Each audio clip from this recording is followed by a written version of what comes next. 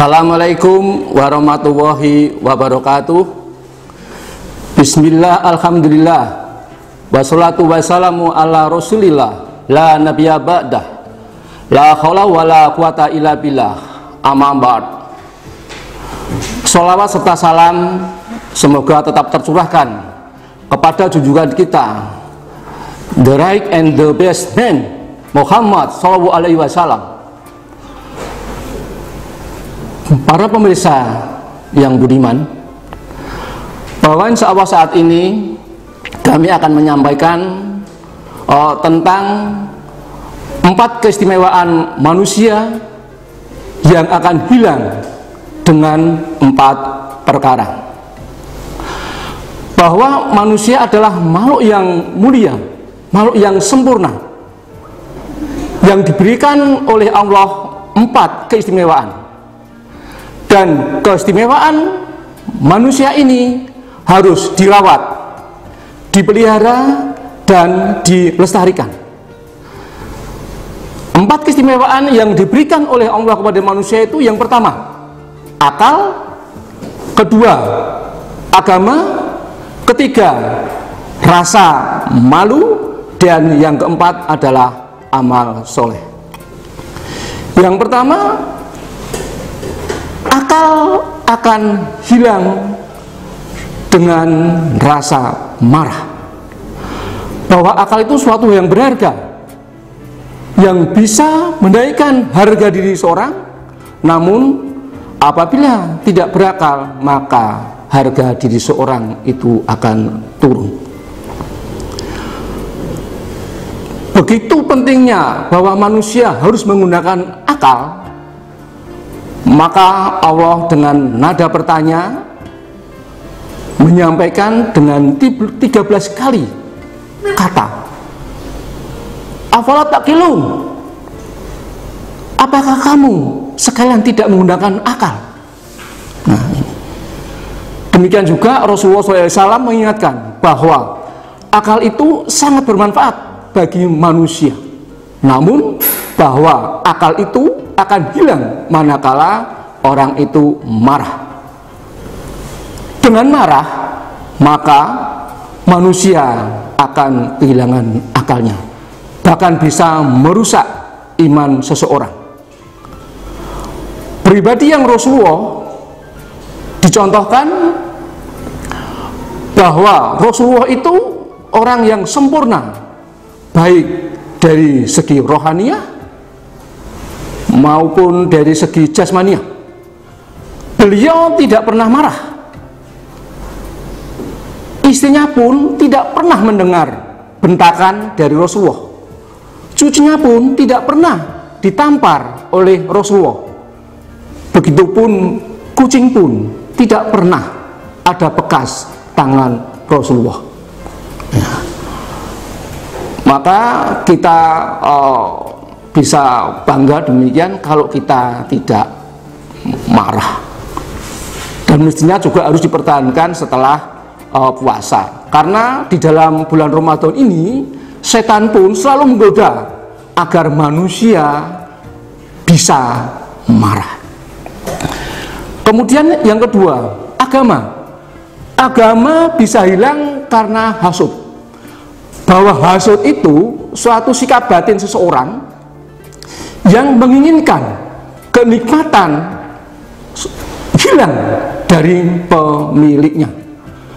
Maka Islam memberikan suatu ajaran yang mendasar agar kita terhindar dari hasud, yaitu dengan takjiah dan tahniah.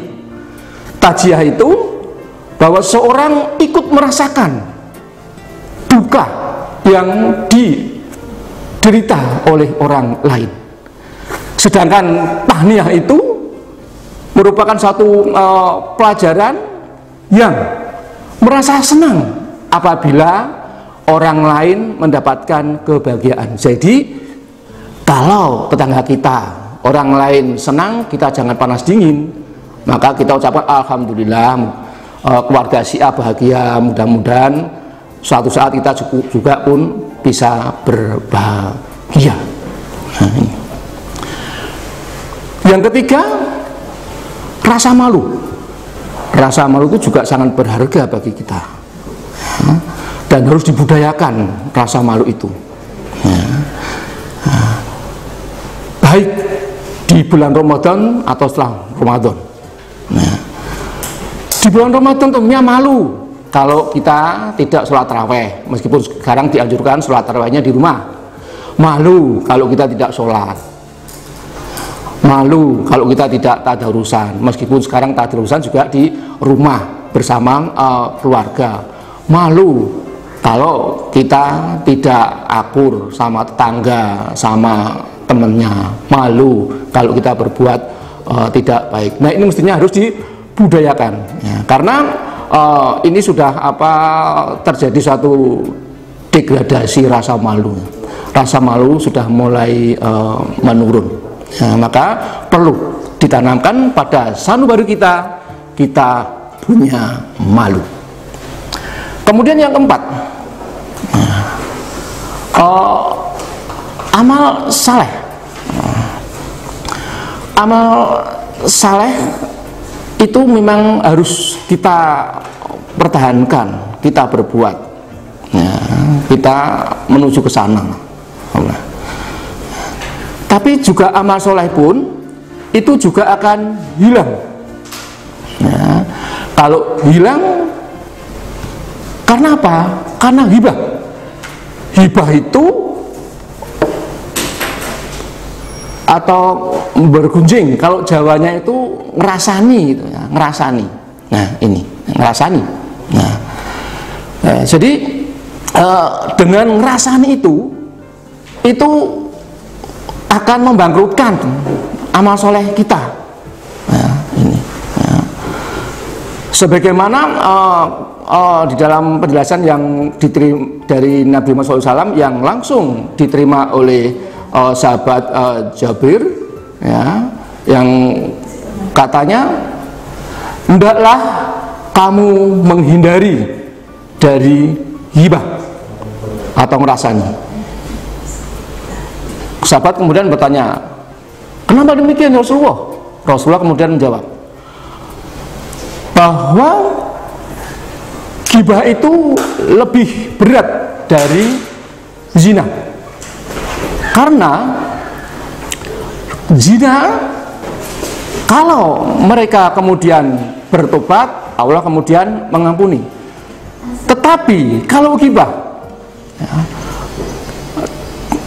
dia tidak diterima, ya, sehingga dimaafkan oleh orang yang digunjinginya.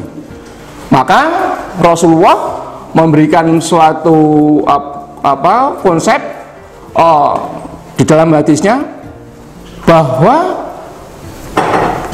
agar orang itu, ya, yang ghibah diampuni, maka dia harus mendoakan kepada orang yang dighibahi itu atau dirasani, ya, dengan ucapan, ya Allah, ampunilah saya dan dia. Nah, ini, ya. Dengan demikian maka kita akan terhindar dari riba.